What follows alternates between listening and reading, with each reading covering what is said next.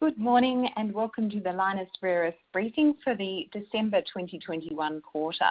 The briefing will be presented by Amanda Lacaze, CEO and Managing Director, and joining Amanda on the call today are Gaudenz Sturzenegger, CFO, Pol Le Roux, VP Downstream, Daniel Havas, VP Strategy and Investor Relations, and Sarah Leonard, General Counsel. I'll now hand over to Amanda. Please go ahead, Amanda. Thanks, Jen.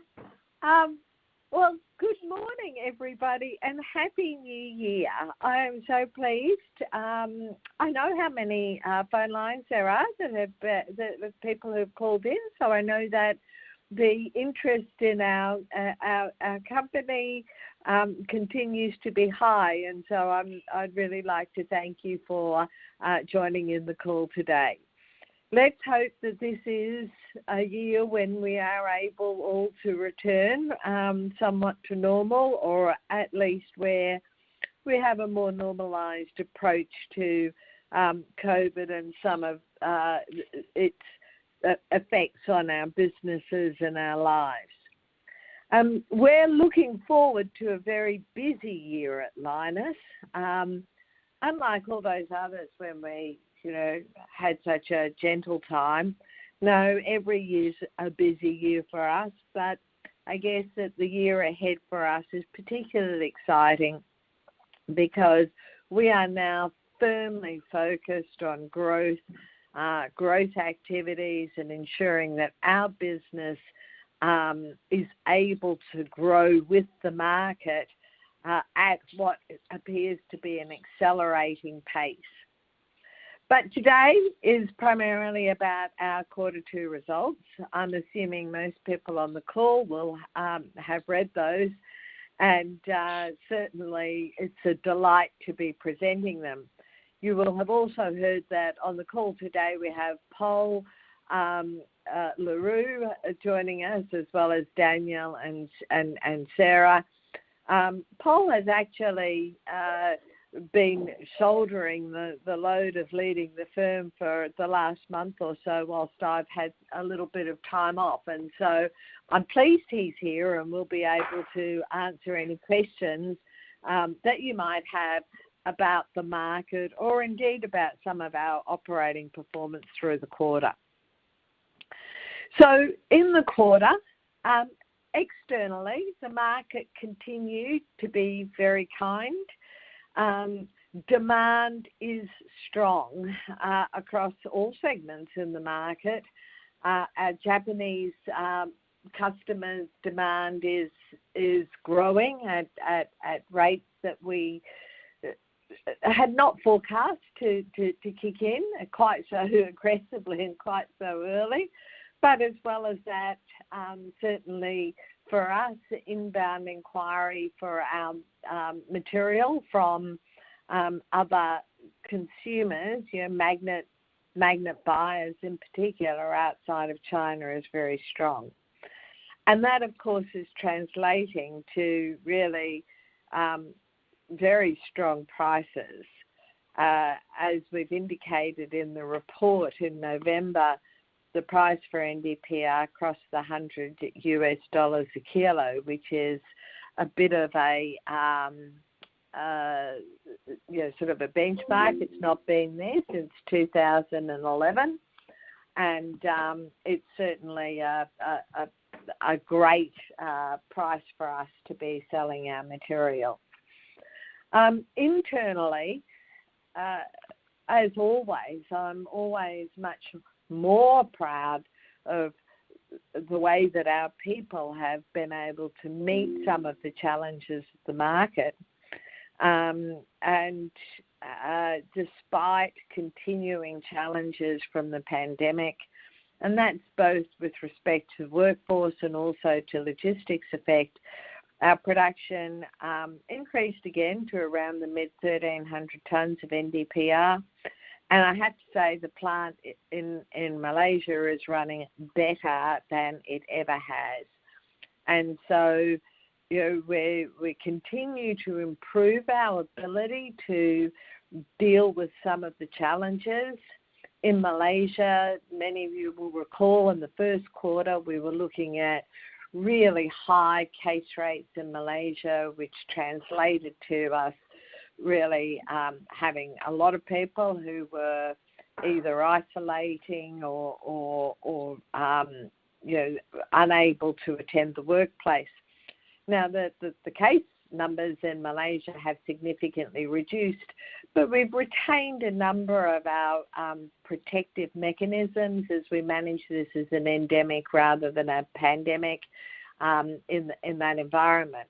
And of course, in Western Australia, as we look towards the opening of the borders in early February, we right now are progressively implementing many of the strategies that have served us very well in our Malaysian workforce. But so we continue to have some effects on our workforce in Malaysia because there's still quite significant rates of infection in the workplace in the community.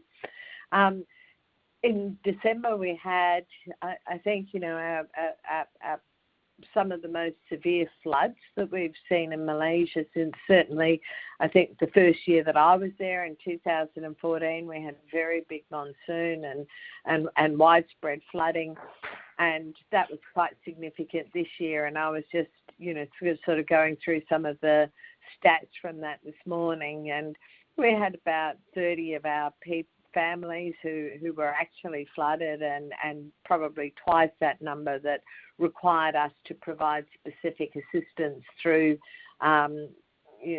through that period. And we do every year, we put buses on to help to bring people, to transport people from areas where they may have been sort of flooded or otherwise, so that they can continue to work. So quite a lot of sort of challenges domestically, as well as of course international logistics. I mean, I don't have to write a book on this. There's an awful lot been written about the challenges of international logistics, but we're getting better at managing that as well. And so we're now complementing the rather less predictable sort of commercial shipping with charter shipments of concentrate from Fremantle up to Malaysia, and that certainly has provided us with better stability and the ability to continue to operate the plant at the rates that we choose. So all of these things have seen us with really a great revenue outcome and accompanying excellent margins. And our customers have confirmed to us, not just qualitatively but quantitatively with confirmed purchase orders, their expectation that the demand will continue to grow strongly as we move into the 2022 calendar year. So as I said at the beginning, our focus really is about delivering on our growth projects. We've given you a bit of an update. I note that people still think that there's risk for delivery of the Kalgoorlie project. Hopefully the sort of information that we are providing here, you can see that it's progressing well. It's quite exciting. I got to go to Kalgoorlie in November, and it was terrific to see the site as it was then, and it's accelerated since then. We've included some photos in the quarterly report showing the kiln actually coming up to Kalgoorlie, which is quite spectacular. And I'm hoping that I will have the opportunity to be there to see it being lifted into place. So you can see the progress which is there. Of course, we've also disclosed that the EPA has recommended the project for approval, and now we're just awaiting the ministerial determination on that. In Malaysia, likewise, we've received the EIA approval for the PDF, and we are working with our partner there to ensure that not only do we commence construction on time and in alignment with our license conditions, but actually that we work as quickly as we can together to complete the project and to ensure that this particular issue is properly managed and safely managed, as always, for our people, our communities, and the environment. And of course, all of this increase in production ultimately has to come from Mount Weld. Included some photos also of some of what we're doing in Mount Weld at present. We are continuing to invest in Mount Weld, but we expect to accelerate that investment as we move forward to ensure that it can continue to feed our growing business. So all in all, it's an excellent result. The team has really done an amazing job within, in terms of dealing with some of the challenges that we have, but we feel that we're now in the best place that we could be as we look to growth continuing through this year, which is, sort of what our customers are indicating to us. And, we're all sort of set to ensure that we can deliver on not just today's business, but also deliver the actions and the activities and the projects that are going to make us even more successful in the future. So with those, there's a few opening remarks. I'm happy to take any questions. Also happy if when you ask them, if you want to direct them to Paul, then please feel comfortable to do so. Our first question comes from Hayden Bairstow at Macquarie. Please go ahead. Good morning, Amanda. Well done on the quarterly. Just a couple of questions for me. Firstly, just on the CapEx, just keen to understand when that starts to really kick up to finish off the Kalgoorlie plan. It's still a relatively low number given the ultimate budget that you're going to spend there. So just keen to sort of understand, is it the next 6 months that really starts to move higher, or is it pretty even at this rate for an extended period of time? And then just on the market, I mean, I've seen a few headlines around some vehicles trying to look at removing or reducing rare earths in some models. I mean, where are you seeing things from that perspective? Just given obviously we've had huge EV sales and demand is strong across the board, but just keen to understand if you guys are seeing anything on the similar frame that some models are going to try and reduce rare earth exposure, just given the cost of the rare earth magnets. Thanks. Okay. Thanks. Gosh, I one of the things, Hayden, that I was thinking was, well, they won't wonder why we're not spending any money this quarter, because I thought we'd spent quite a lot of money this quarter. So I can confirm that we have now placed purchase orders for all of our long lead time equipment, which is required on site. And so that means that we've got commitments for a sizable proportion of our overall budget.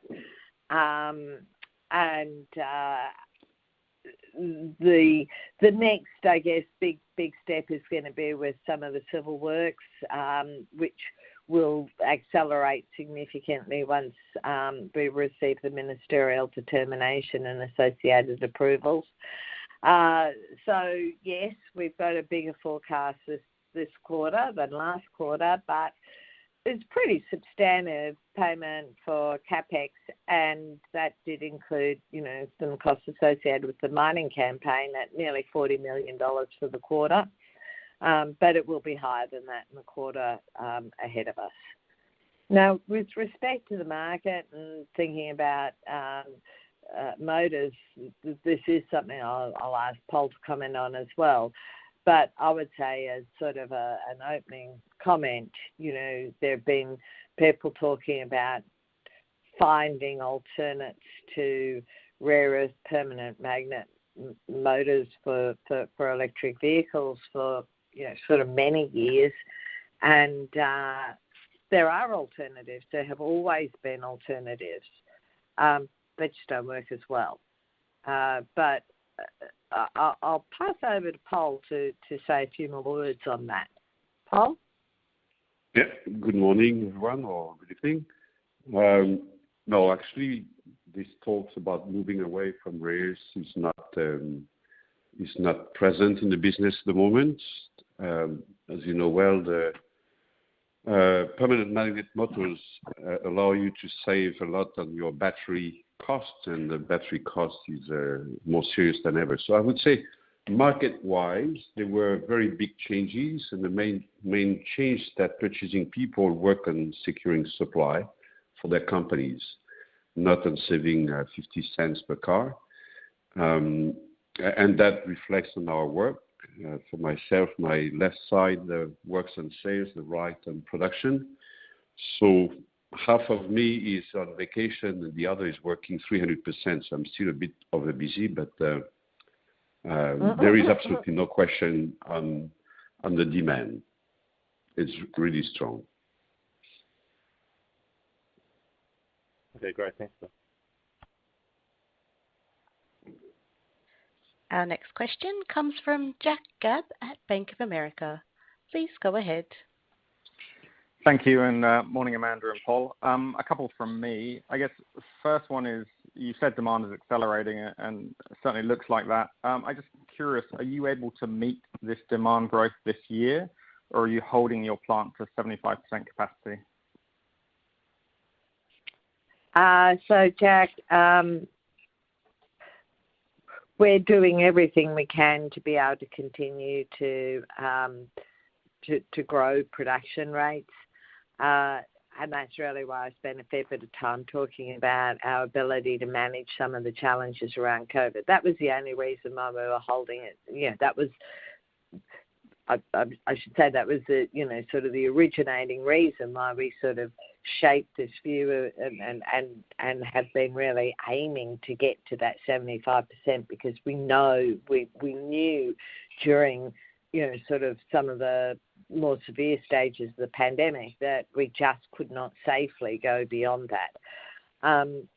Today, we have some, as I said, doing things like chartering ships to be able to manage our way through some of the logistics.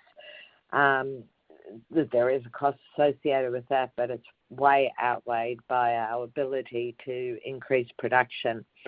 And so we are aiming to produce in excess of 75% of Lynas Next rates. But if there's one thing that we've learned over the last 2 years, it's not to overstate our ability to sort of dial things up, because there seems to be, and I think everybody in the world is seeing this, the pandemic seems to find a different way to come at you from a different direction. But certainly our objective is to increase production well beyond the 75%. Perfect. Thanks. And next one's just on Kalgoorlie. If we go back to the original early works approval and the disturbance area that they actually got a picture of in that approval, it looks like, based on your pictures, you've gone well beyond the disturbance area within that picture in terms of the tanks and whatnot. I'm just curious, has that early works approval changed slightly? And I guess more broadly, sort of what percentage of the project is complete thus far? Jack, we would never breach an approval of that sort. The risk reward is certainly not sufficient to make it worthwhile. The early works approval conditions are quite clear. It allows for a certain amount of land to be cleared, and it allows us to do a certain amount of work, which, if the final approval doesn't come through, can be remediated. And so even as we look at those tanks that are sitting there on site, that's not where those tanks will end up, right? So we've brought them on site because they've been fabricated and they're useful for us. We've got things like water in them at present, which is used as part, which we can use as part of the current process, but they're not, sort of in their final location. So the work that we have done is absolutely in compliance with the early works approval. And there's a couple of things that, we would have liked it if we'd been able to get a little bit of a relaxation around that approval. But we've really focused more on getting the major approvals through rather than, sort of seeking variation for what was a very clear indication from the EPA in terms of those early works. So there has been no change, and we have not changed or in any way the conditions associated with that approval. Okay, that's helpful. Thank you. And then just to clarify then, so are you sort of more than 20% of the project done at this point, or is it a lot less?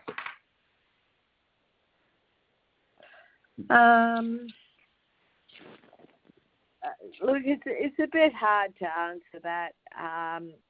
We're not talking about this sort of a direct line here. There are some things that we've been able to do in a different order from the way that we might do them, sort of otherwise. So I can't really give you a number on that, but I can tell you that as we look at our timeline to completion, that we retain our belief that we will bring the project in on time and on budget, despite the fact that everyone likes to write analysis that says that we won't. Not me, but I take your point. Okay, thank you. And then, look, last one is, I just noted your comments around, you being off for a little bit and bringing Pol in, which is great. Should we read anything in this about potentially you stepping down, or is this just a one-off? No, I just wanted to have a holiday, for goodness sake. It's Christmas. If you want chapter and verse, my daughter lives in Sweden. I hadn't seen her for 2 years. She got married. I had to watch it on a bloody video. And the minute that we had quarantine-free travel, I thought, you beauty, I'm on a plane. And, no, you shouldn't read anything into it. Okay, perfect. Thanks, Amanda. That's all from me. Thanks, Jack. Our next question comes from David Deckelbaum at Cowen. Please go ahead. Good morning, Amanda. Thanks for the time. Morning, David. And congratulations on the wedding and the good news there. Glad you got some time off. Well deserved. Thank you. I have two questions. One, the commentary around demand and customers emphasizing shortage of supply. Do you see this material shifting the way that you sell product in the coming years, and the complexion changing rapidly so that you would be contracted with actual magnet buyers versus magnet makers? Yeah, David, we actually think about our customer base as those, as at least those two segments, at least in the magnet segment. We do have magnet makers and magnet buyers, and we do have contracts with both magnet makers and magnet buyers today. And we certainly have quite a lot of inbound inquiry from magnet buyers who are seeing demand increasing, and as Pol mentioned before, very focused on security of supply and a lot less on, for example, price, because for them they're really looking to make sure that they can continue to grow with their market as well. But we have maybe I would think it's somewhere around about 15% of our business is contracted with magnet buyers. Got it. Certainly, I think it's illustrative to see that as that segment expands, it would intuit that your margins would expand as well. The second question for me is just with the Lynas 2025 vision, you talked about the exploration campaign investments at Mount Weld. If we were to think about theoretically running the LAMP facility at 100% of nameplate capacity, is Mount Weld capable of generating enough feedstock to go there right now, or would that have to be a multi-year investment process? Mount Weld can feed at 100% of Lynas Next rates in Malaysia.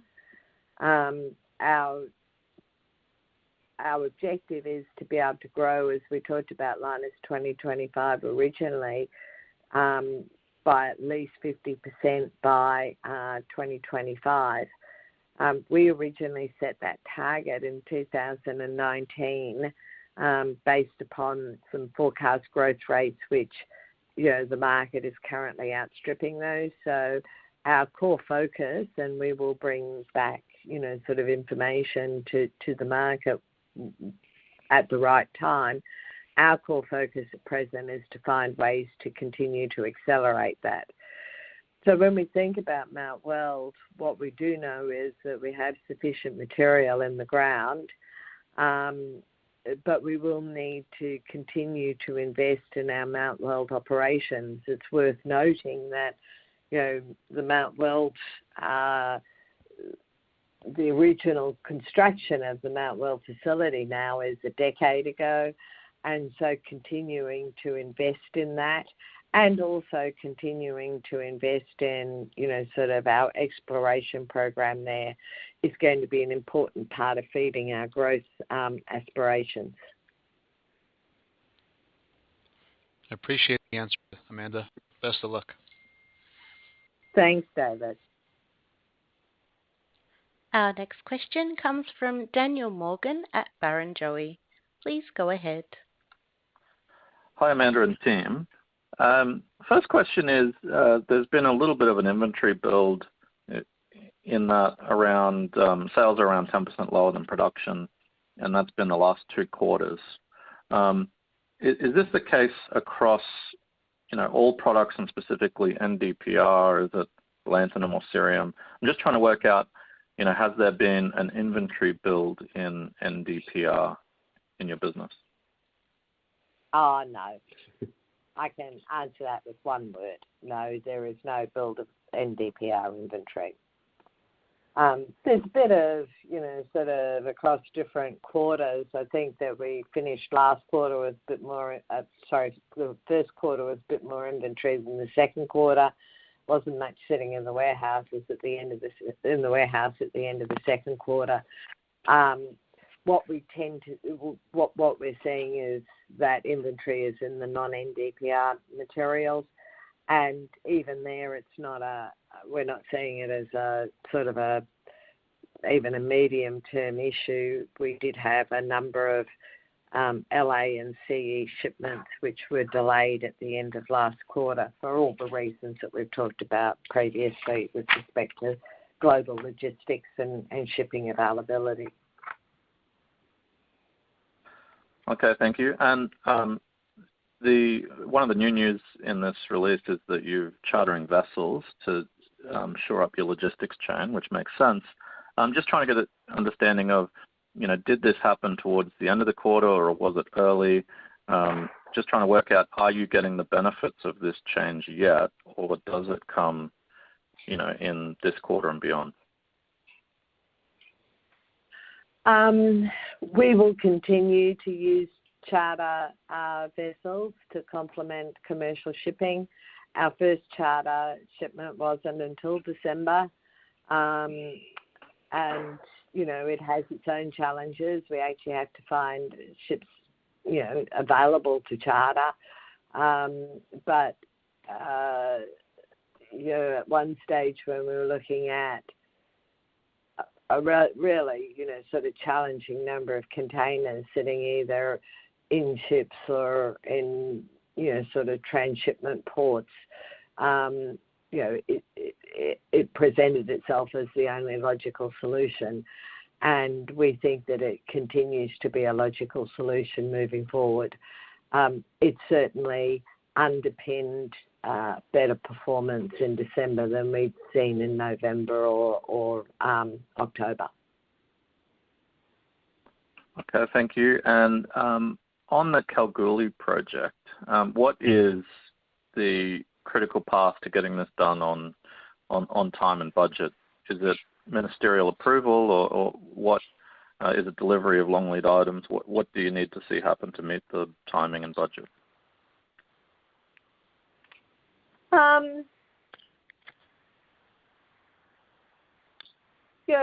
As with any project, your critical path will move around at different times. It's like, running a factory. Your bottleneck moves around. You fix one and then it moves to somewhere else.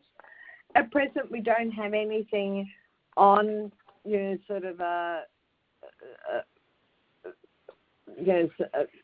anything which is taking us into, sort of critical risk territory on delivery of the project.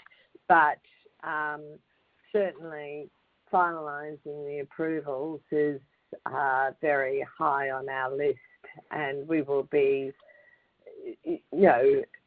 able to execute very quickly once we've finalised our approvals, because we've used the time that it's taken to get some of those things through wisely, and ensured that we actually have equipment either on site or in our Kalgoorlie facility, and we've got our engineering sort of well prepared. So I think we've still got those, pretty much all the things properly aligned, but and we continue to have some buffer in the performance.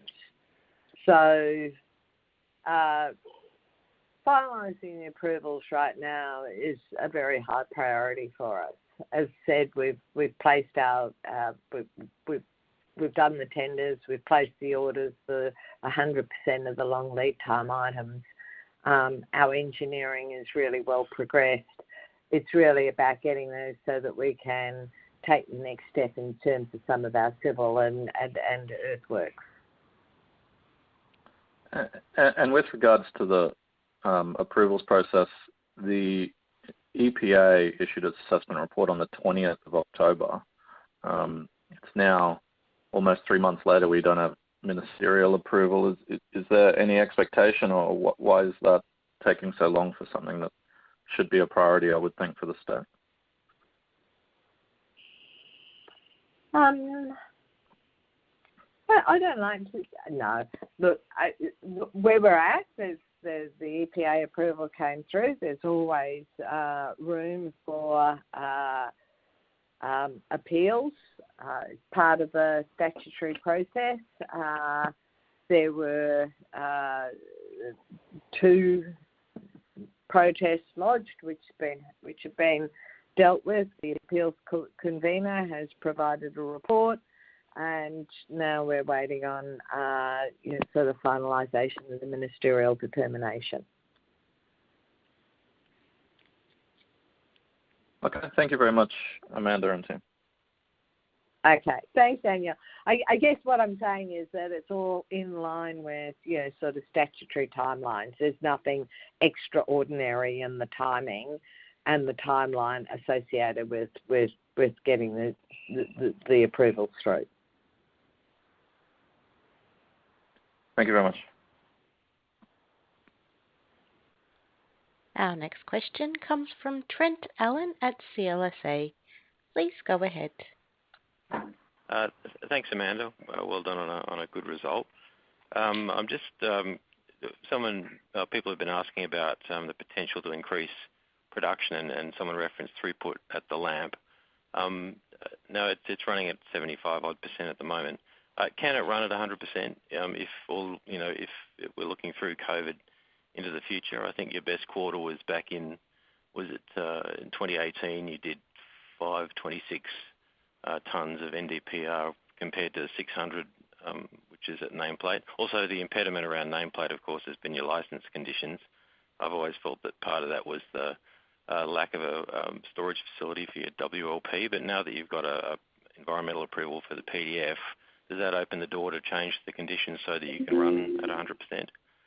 Also, what's the timing on construction of the PDF? Thanks. Yeah, okay. Nice to talk to you, Trent. Yes, we can run the plant. In terms of the plant itself operating, we can run at our Lynas Next rates. We're quite confident about that. The second point, which is about the constraints on processing, and we've not tested those in the last 2 years, of course, because we've had all sorts of other constraints. But we continue to work with the DOE on those, and like you're saying, we would be hopeful that we will find a path through to releasing those constraints. And your associated point on getting the PDF in place and really having that dealt with, I think that you're right. I think demonstrating that the PDF can be constructed and managed safely certainly takes away a lot of the other issues which may be raised at one stage or another. So as you would recall, our license condition requires that construction is commenced prior to the 2nd of March with the EIA approval and various other associated approvals which need to be received. We feel that we are on a pathway to being able to meet that requirement.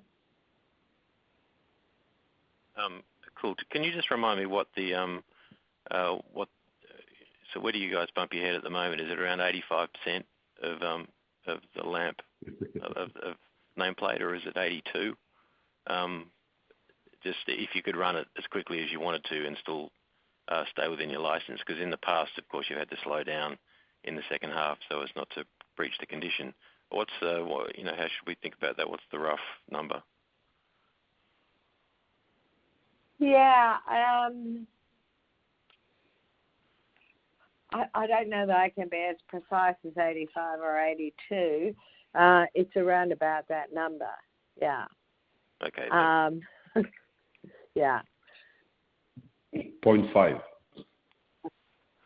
Sorry, 85.5? 0.5 or 0.6, I don't know exactly. Okay. I'm just coding that in now. Thank you.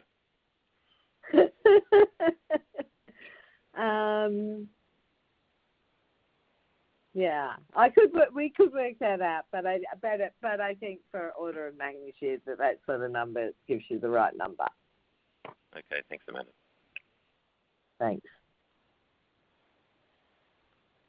Our next question comes from Reg Spencer at Canaccord. Please go ahead. Thank you. Morning, Amanda and team. I'm sorry if someone else has asked this question, but I have had some phone issues this morning. So if I could start with the chartered transport ships, is that likely to be a permanent measure for the foreseeable future, given global logistics issues, or in your mind it really is only temporary until such time as these logistics issues abate? So, Reg, we thought that the logistics issues might abate, 12 months ago, and then we thought they might abate 6 months ago, and guess what? They just have continued to challenge us. And I think you will have read in the report that shipping days from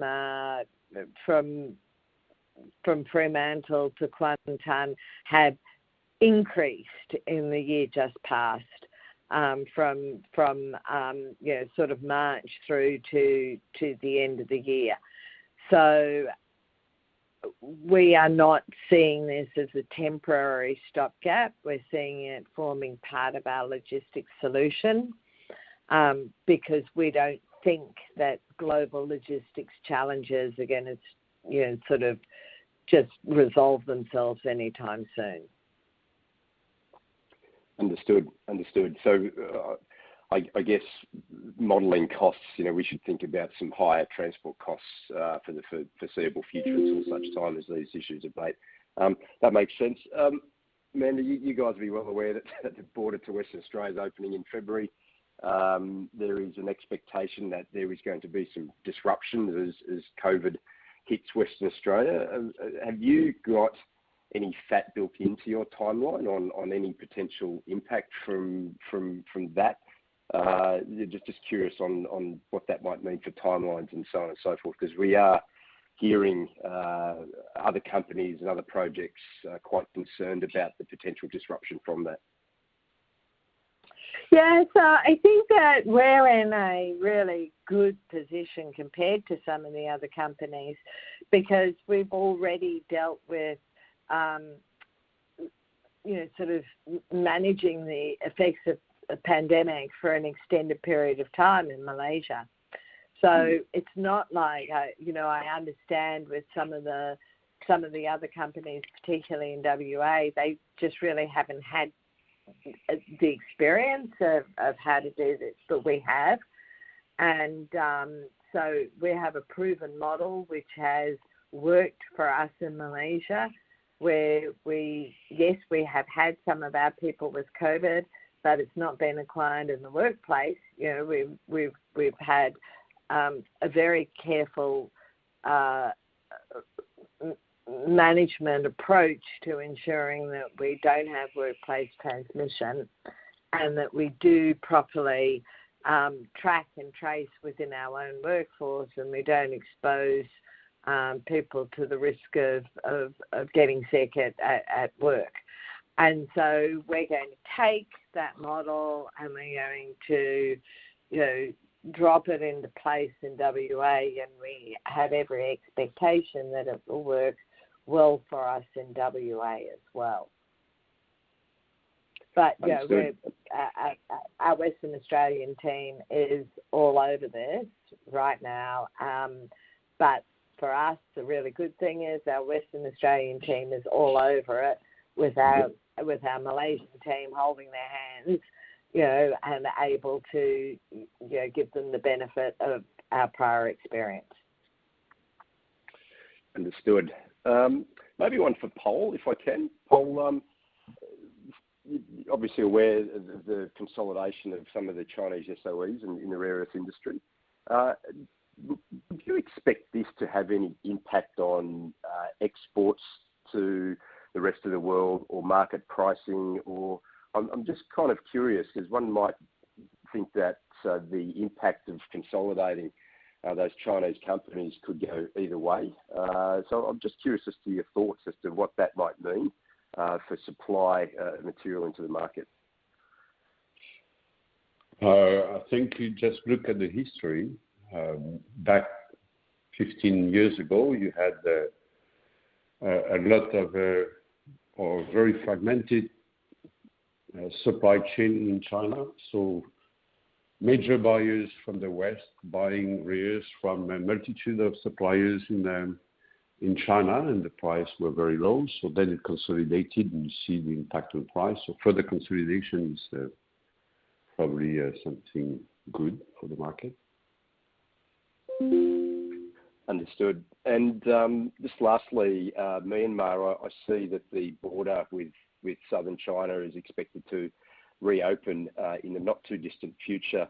Given that material is more ionic clays and more heavies, do you see that having a marked impact on your DYTB pricing, or given the demand in the market, that should be more than soaked up?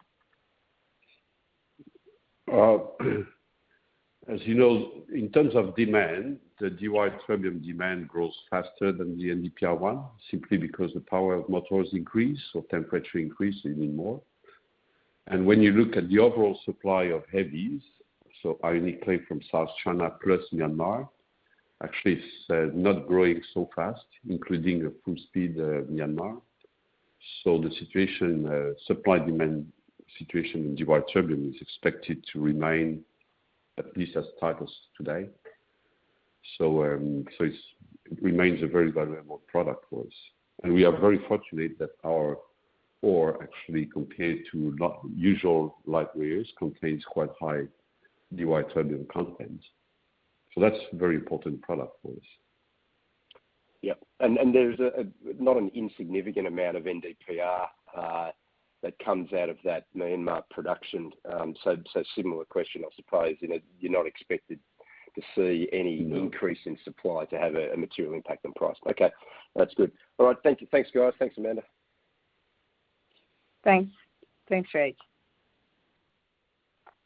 Excellent. Thank you. Well, once again, thank you everybody for joining us, and actually, I look forward to probably catching up with you, some of you, face to face when we do our half yearly results at the end of February.